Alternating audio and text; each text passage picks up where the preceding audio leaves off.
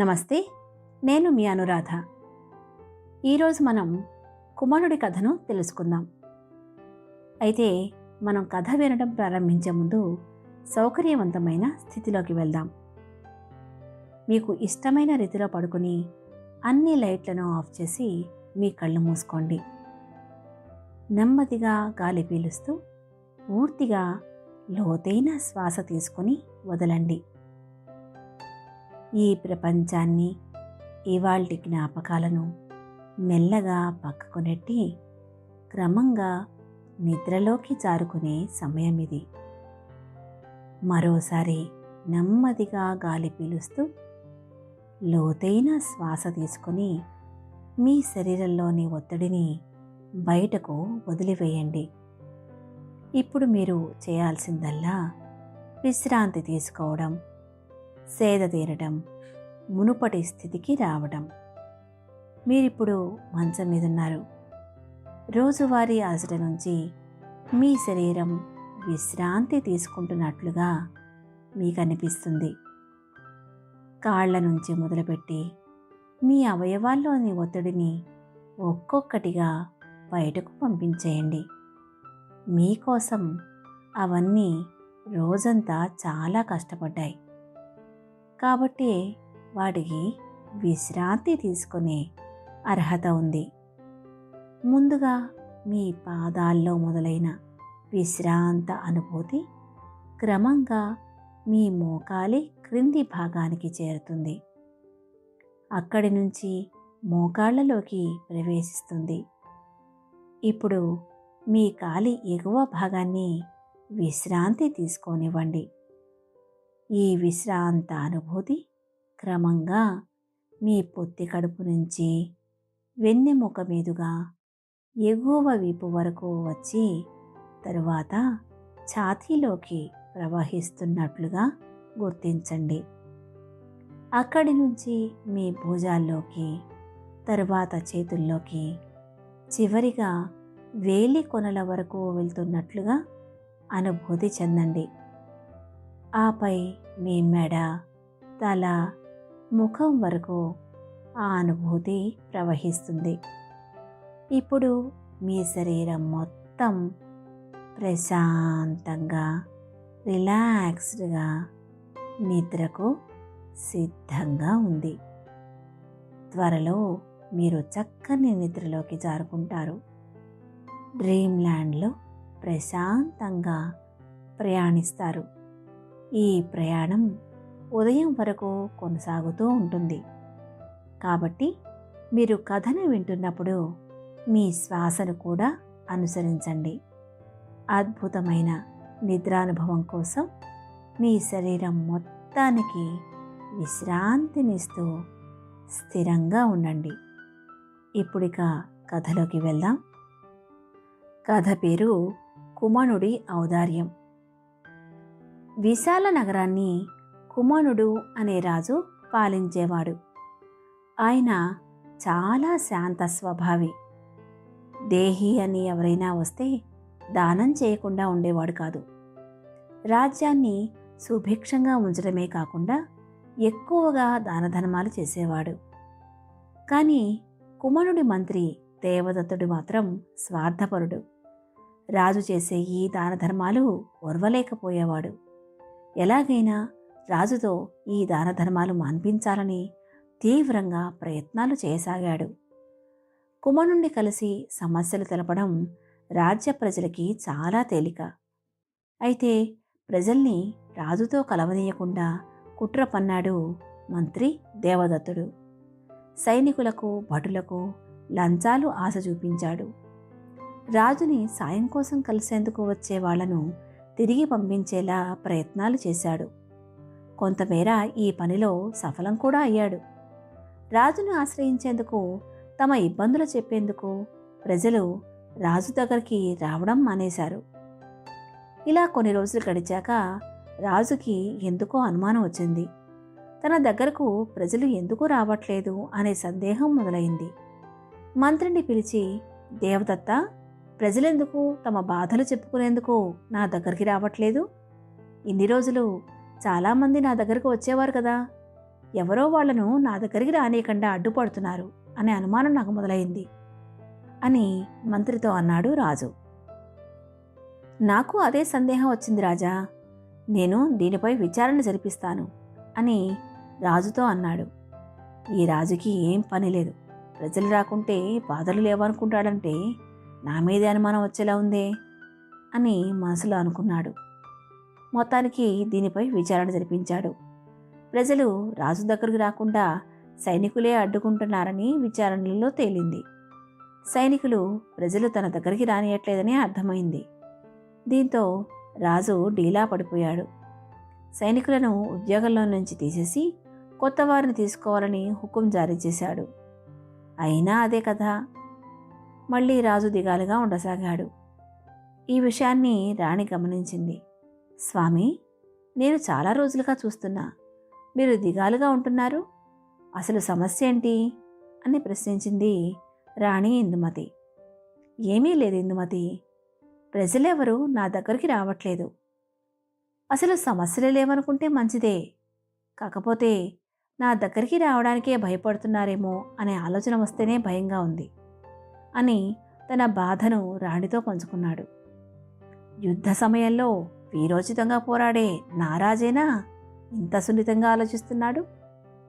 ఈ సమస్యను అతిగా ఆలోచించి మీ బుర్ర పాడు చేసుకోకండి రాజా అని చెప్పింది ఇందుమతి. రాణి ఇందుమతి, మీరు ఈ విషయాన్ని ఇంత తేలిగ్గా తీసుకుంటున్నారెందుకు? నేను నా రాజ్యం గురించి, ప్రజల గురించి ఆలోచించడం తేలికైన విషయం కాదు. వాళ్లకు సమస్యలు లేకుండా చూడాలనుకోవడం నా బాధ్యత అని రాణిపై కళ్ళెర చేశాడు కుమనుడు. అయ్యో, మీరంత కోపం తెచ్చుకోకండి.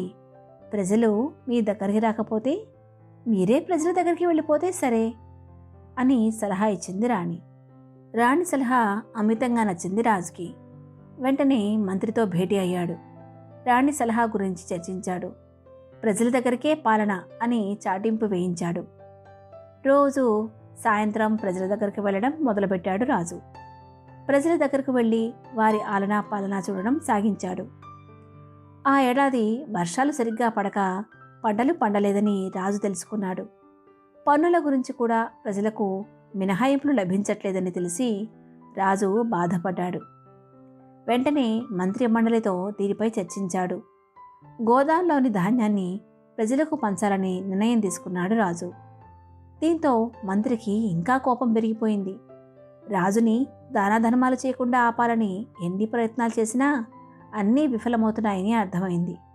మరోవైపు రాజు మాత్రం రోజు సాయంత్రం రాజ్యపర్యటన చేస్తూ ప్రజల కష్టసుఖాలు కనుక్కుంటూ ఉన్నాడు. ఈ దానధర్మాలు ఆపేసి రాజ్యాన్ని చేజిక్కించుకోవడానికి ఏదో ఒకటి చేయాల్సిందే అని మంత్రి ఓ నిర్ణయానికి వచ్చాడు. మరోవైపు విశాల రాజ్యానికి పక్కనున్న హేమావత రాజ్యంలో కరువు ఏర్పడింది. హేమావత రాజ్యంలో ప్రజలు తీవ్ర ఇబ్బందులు పడుతున్నారు. హేమావత రాజు సులక్షణుడికి సాయం చేయాలని కుమారుడు నిర్ణయించుకున్నాడు. అప్పటికే విశాల రాజ్యంలో పంటలు బాగా పండుతున్నాయి.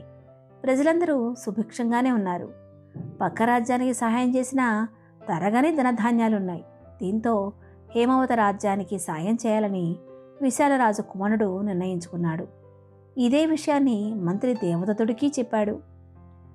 దేవదత్త, హేమావత రాజ్యం పరిస్థితి దారుణంగా ఉంది కదా, ఆ రాజ్యానికి సాయం చేయాలని నేను నిర్ణయించుకున్నాను, మీరేమంటారు అని దేవదత్తుడిని కలిసి అడిగాడు కుమారుడు. అసలే రాజ్యంలోని పరిస్థితులు అంతంత మాత్రంగా ఉన్నాయి, ఇలా దానధర్మాలు చేస్తే మిగిలేది సున్నా అని దేవదత్తుడు మనసులో అనుకున్నాడు. పాపం రాజా, హేమావత రాజ్యం చాలా కష్టాల్లో ఉంది, ఈ సమయంలో ఆదుకోకపోతే ఎలా అని రాజుతో బయటికన్నాడు మంత్రి. అయితే వెంటనే పక్క రాజుతో సమావేశమై సాయం విషయాలు చర్చించండి అని మంత్రికి హుకుం జారీ చేశాడు రాజు. కుటిల మంత్రి దీన్నే అదనుగా తీసుకున్నాడు. పక్క రాజుతో భేటీ అయ్యాడు. హేమావత రాజా, మా రాజు కుమారుడికి మీకు సాయం అందించడం ఇష్టం లేదు. అయినా నేనే మీకోసం రాజుని ఎదిరించా, సాయం తీసుకోవచ్చా అని లేనిపోని అబద్ధాలు చెప్పాడు. మంత్రి దేవదత్తుడి జిత్తులమారి మాటలు హేమావత రాజు నమ్మాడు. మరోవైపు భారీ మొత్తంలో హేమావత రాజ్యానికి సాయం అందింది. ఈ క్రమంలోనే హేమవత రాజుకు మంత్రి దేవదత్తుడికి మధ్య మంచి సాన్నిహిత్యం కుదిరింది. ఇద్దరూ మంచి స్నేహితులయ్యారు.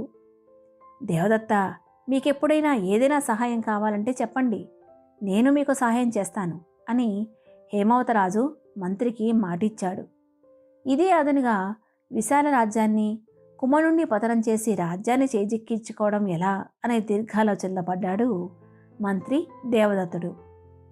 మరోవైపు హేమవత రాజ్యంలో దొంగల బెడద పెరిగిపోయింది. అసుర అనే దొంగల ముఠ రాజ్యంపై పడి ఇష్టం వచ్చినట్లుగా దోచుకోవడం ప్రారంభించారు.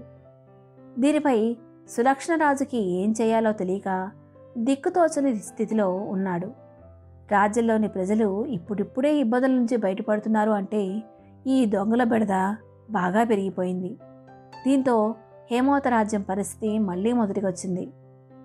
ఈ ఏడాది కూడా హేమవతరాజు సులక్షణుడు పక్క రాజ్యాల సాయం కోసం ఎదురుచూడసాగాడు. పోయినసారైతే కొన్ని పొరుగు రాజ్యాలు సహాయం చేశాయి, కానీ ఈసారి మాత్రం సాయం చేసేందుకు ఎవ్వరూ ముందుకు రాలేదు. హేమవతరాజుకి ఏం చేయాలో తోచలేదు. మరోసారి హేమవత రాజ్యానికి సాయం చేద్దామని మంత్రికి చెప్పాడు రాజు. దీంతో మంత్రి మళ్లీ సాయం చేసేందుకు వెళ్ళాడు. కానీ హేమవతరాజుకి ఒక షరతు పెట్టాడు దేవదత్తుడు. హేమవతరాజా, రాజ్యంలోని దొంగలను పట్టుకుంటేనే ఈసారి మీకు సహాయం చేస్తాను అని ఖరాఖండిగా చెప్పేశాడు. దీంతో హేమవతరాజు ముందుకు పెద్ద చిక్కు వచ్చి పడింది. అసుర దొంగల ముఠాను పట్టుకునేందుకు చాటింపు వేశాడు రాజు. ఎవరైతే దొంగల ముఠాను పట్టిస్తారో వారికి ఏడాదికి సరిపడా ధాన్యాన్ని ఉచితంగా ఇస్తానని ప్రకటించాడు. దీంతో ప్రజలంతా ఐక్యమయ్యారు. హేమవత రాజ్యంలోని అటవీ ప్రాంతాన్ని ప్రజలంతా ఐక్యమై జల్లించారు. దొంగల ముఠా నాయకుడి స్థావరాన్ని కనుక్కున్నారు. అసురుణ్ణి, అతడి అనుచరుల్ని బందీలను చేశారు. ముఠా సభ్యులను రాజుగా అప్పగించారు ప్రజలు. రాజ్య ప్రజలంతా ఐక్యమై ముఠా నాయకులను బంధించారు. ఇప్పుడు రాజు ముందు మరో చిక్కొచ్చి పడింది. నజరానా ప్రజలందరికీ ఇవ్వడం ఎలా సాధ్యమవుతుంది? దీనిపై హేమవతరాజు దిగాలుగా ఉన్నాడు. అప్పుడు ప్రజలే ఈ సమస్యకు పరిష్కారం చూపారు. ప్రజల తరపున ఒకరు ప్రతినిధిగా రాజుతో భేటీ అయ్యారు. అయ్యా, మీరు మాకు ఏడాది పాటు సరిపడా ధాన్యం ఇవ్వడం కాదు, ఏడాది పన్ను మినహాయించండి, ఉచితంగా విత్తనాలు పంపిణీ చేయండి చాలు, దీంతో మా కష్టాలు తీరిపోతాయి అని రాజుకి వినయంగా చెప్పారు. ప్రజల చిత్తశుద్ధిని చూసి రాజు సంతోషించాడు. అలాగే అని ప్రజలకు మాటిచ్చాడు. దొంగల ముఠాను బంధించిన విషయాన్ని పొరుగు రాజ్య మంత్రి దేవదత్తుడికి తెలిపాడు హేమవతరాజు. దేవదత్తుడు వెంటనే హేమవతరాజుతో భేటీ అయ్యాడు.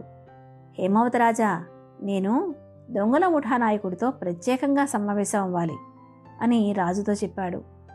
వేరే ప్రశ్నలేవి అడగకుండా అలాగే అని అసుర ముఠా నాయకుడితో దేవదత్తుడి సమావేశాన్ని ఏర్పాటు చేశాడు. దేవదత్తుడు ముఠా నాయకుడికి మధ్య రహస్య చర్చల తర్వాత అసుర నాయకుడిని తనతో పాటు తీసుకువెళ్తానని దేవదత్తుడు హేమవతరాజుకు తెలిపాడు. మంత్రి నిర్ణయాన్ని విన్న హేమవతరాజు ఆశ్చర్యానికి గురయ్యాడు. కాకపోతే లోపల ఉన్న సందేహాన్ని అణచుకుంటూనే అలాగే అనే సమాధానమిచ్చాడు. హేమవతరాజు పరిస్థితి అర్థం చేసుకున్నాడు మంత్రి దేవదత్తుడు. రాజా, మీ సందేహం నాకు అర్థమైంది. మళ్ళీ ఈ దొంగల నాయకుడితో మీకు ఏదైనా సమస్య వస్తుందేమోనని భయం కదా మీకు అని ప్రశ్నించాడు దేవదత్తుడు. అవునని సమాధానమిచ్చాడు హేమవతరాజు. మీకు ఆ విషయంలో సందేహం లేదు అని హామీ ఇచ్చాడు దేవదత్తుడు. దొంగల ముఠాను విశాల రాజ్యానికి తీసుకువెళ్ళాడు. హేమవత రాజ్యానికి చెందిన సైనికులు అని చెప్పి రాజుకి పరిచయం చేశాడు దేవదత్తుడు. అనేక చర్చల తర్వాత విశాల రాజ్య సైనికాధికారిగా అసుర నాయకుణ్ణి, సైనికులుగా దొంగల ముఠా సభ్యుల్ని నియామకం చేశారు. ఇక దేవదత్తుడు తన కుటిల ప్రయత్నాలు ప్రారంభించాడు. దొంగల ముఠాతో కలిసిపోయాడు. అసుర ముఠా ప్రొద్దురుపూట్ల సైనికులుగా, ఇక రాత్రి దొంగలుగా అవతారమెత్తారు. రాజ్యంలో దొంగతనాలకు పూనుకున్నారు. మెల్లగా రాజ్యంలో దోపిడీలు పెరిగిపోయాయి. ప్రజలు తీవ్రంగా ఇబ్బందులు పడుతున్నారు. రాజుకి ఈ విషయం అర్థమయ్యేసరికి సమయం మించిపోయింది. ఇక ప్రజల పరిస్థితి అధ్వానంగా మారింది. ప్రజలందరూ తీవ్ర నిరాశలో మునిగిపోయారు. ఇదే అదనుగా తీసుకుని మంత్రి దుష్ప్రచారం చేయడం ప్రారంభించాడు. రాజే కావాలని ఇవన్నీ చేయిస్తున్నాడని, సైనికాధికారే దొంగతనాలు చేయిస్తున్నాడని ప్రచారం చేపట్టాడు. కానీ ప్రజలెవరూ దీన్ని నమ్మలేదు. ఓ రోజు చోరీ జరుగుతుండగా ప్రజలకి చూపించాడు. దీంతో ప్రజలకు రాజుపై కోపం పెరిగింది. రాజుని నిలదీయాలని ప్రజలు నిర్ణయించుకున్నారు. మరోవైపు రాజుని తన అదుపులో పెట్టుకున్నాడు మంత్రి దేవదత్తుడు. రాణిని అపహరించి రాజుని బెదిరింపసాగాడు. రాజ్యంలోని ప్రజల పరిస్థితిపై ఏమీ చేయలేకపోయాడు రాజు. మరోవైపు రాణి పరిస్థితి ఏంటనే దిగులు వెంటాడసాగింది కుమారుడికి. పైగా ఆ సమయంలో రాణి గర్భవతి కూడా. రాణిని, ప్రజలను సంకట పరిస్థితిలో వదిలేశానని రాజు చాలా దిగాలు పడ్డాడు.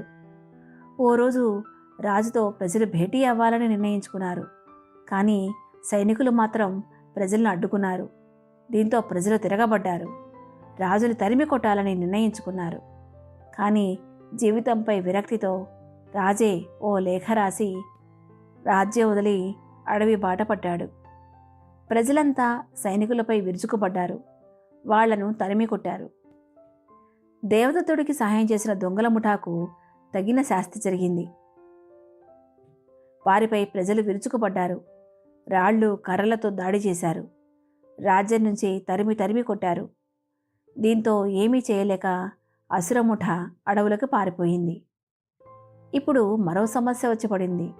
రాజ్యానికి రాజు ఎవరు అనే పరిస్థితి. దీనిపై ప్రజలు ఎటూ నిర్ణయం తీర్చుకోలేకపోయారు.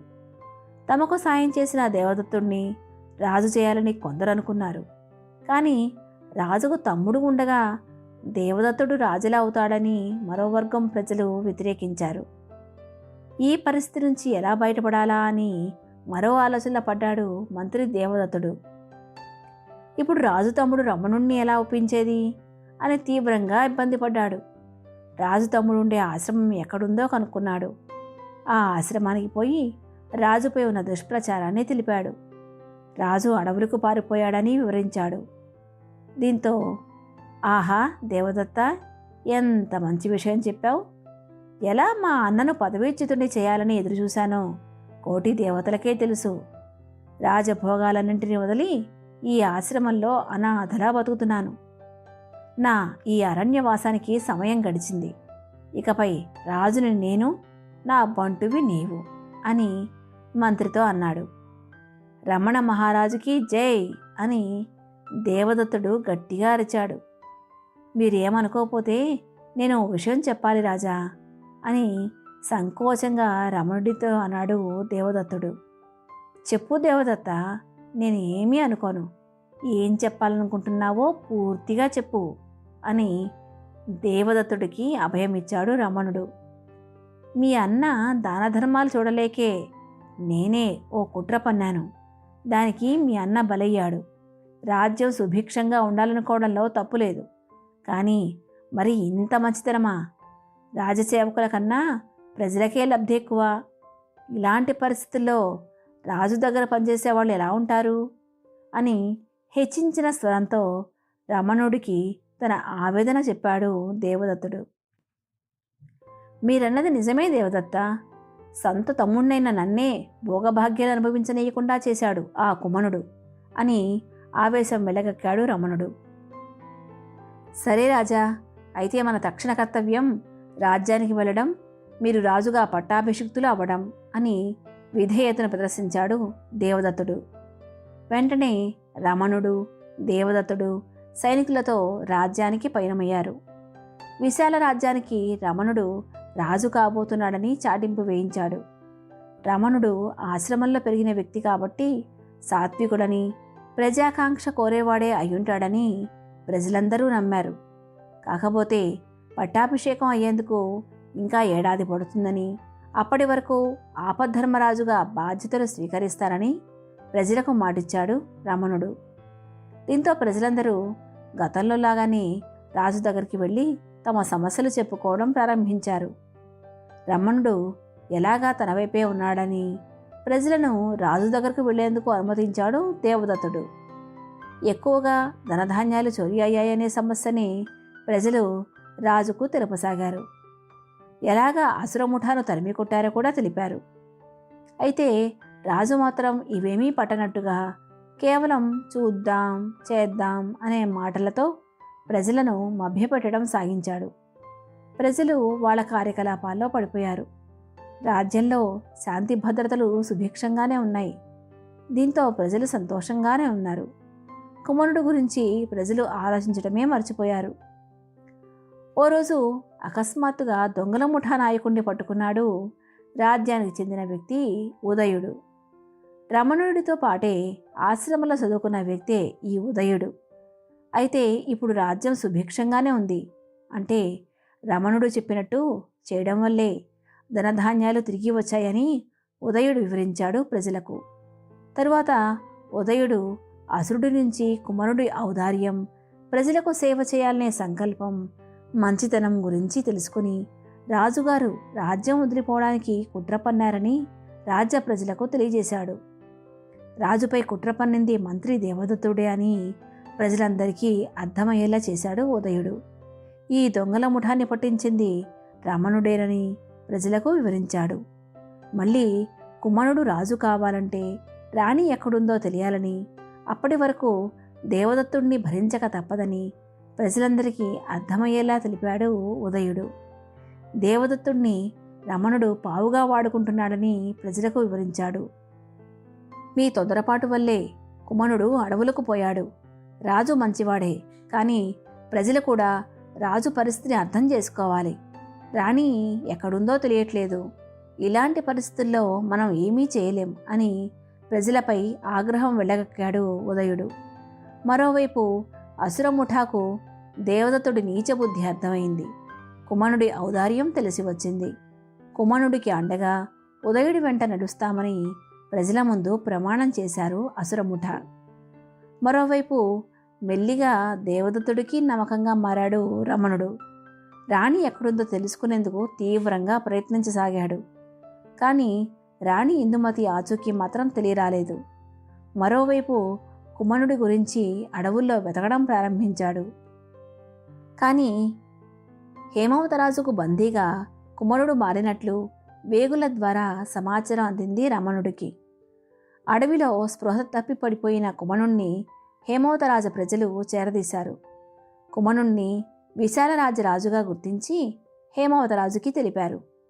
దేవదత్తుడి మాటలు నమ్మిన హేమవతరాజు కుమారుణ్ణి బంధించి చిత్రహింసలు పెడుతున్నట్లు ఉదయుడి ద్వారా తెలుసుకున్నాడు రమణుడు.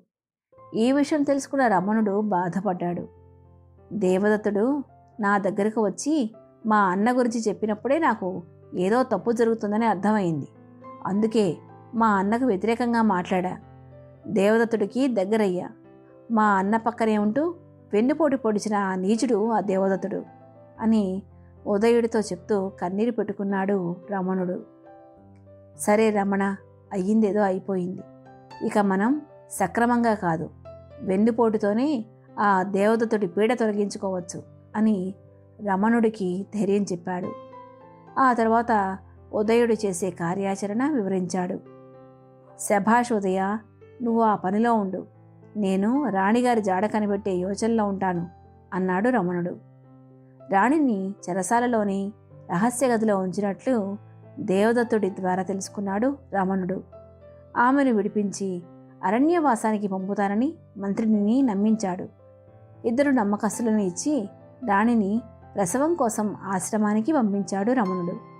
తరువాత మంత్రితో భేటీ అయ్యాడు రమణుడు. దేవదత్త, హేమవత రాజ్యం అసలే కష్టాల్లో ఉంది.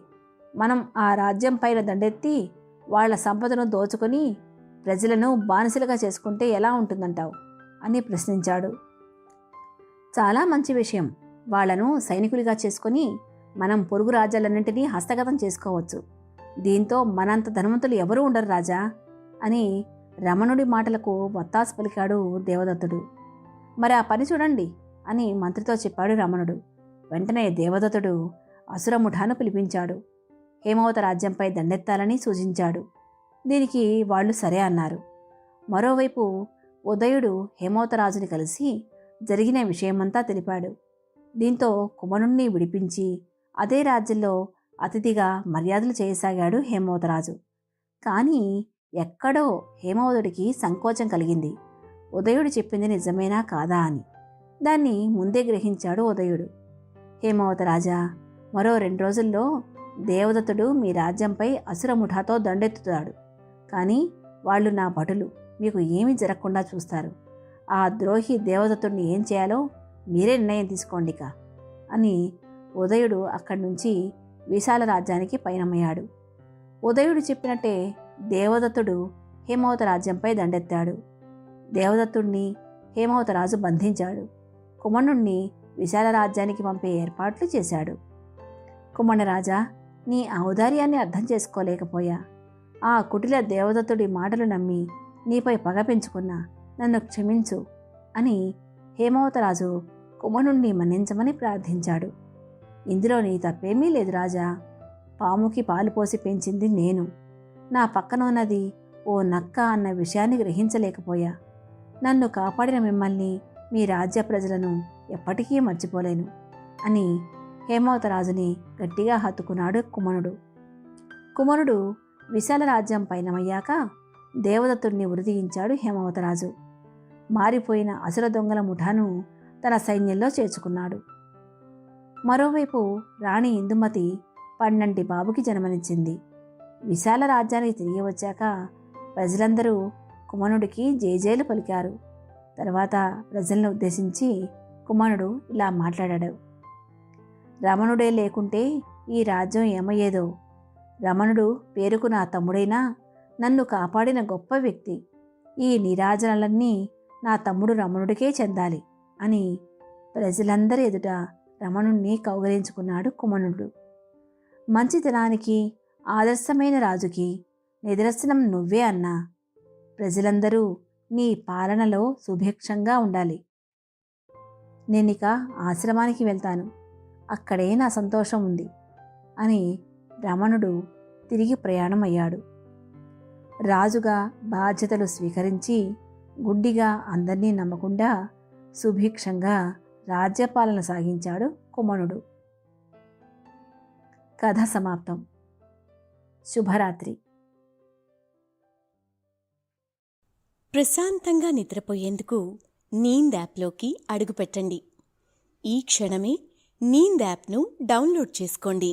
ఒత్తిడిని తగ్గించి ప్రశాంతమైన నిద్రలోకి మిమ్మల్ని తీసుకెళ్లే చక్కని కథలు, ధ్యాన పద్ధతులు, ఆహ్లాదకర సంగీతాన్ని మీరు నీంద్ యాప్లో మాత్రమే వినండి. ఇవే కాకుండా పలు రకాల స్లీప్ ప్రోడక్ట్స్ అయిన sleep gummies, milk mix, sleep tea bags గురించిన సమాచారం తెలుసుకోవచ్చు. ఈ ప్రోడక్ట్స్కి మీరు బానిస అయ్యే అవకాశమే లేదు. వీటిని వాడడం వల్ల మీకు ఎటువంటి సైడ్ ఎఫెక్ట్స్ కూడా ఉండవు. సంపూర్ణంగా నిద్రపోయేందుకు ఇవి సహకరిస్తాయి. మీ నిద్రానుభవాన్ని మరింత మెరుగుపరుస్తాయి.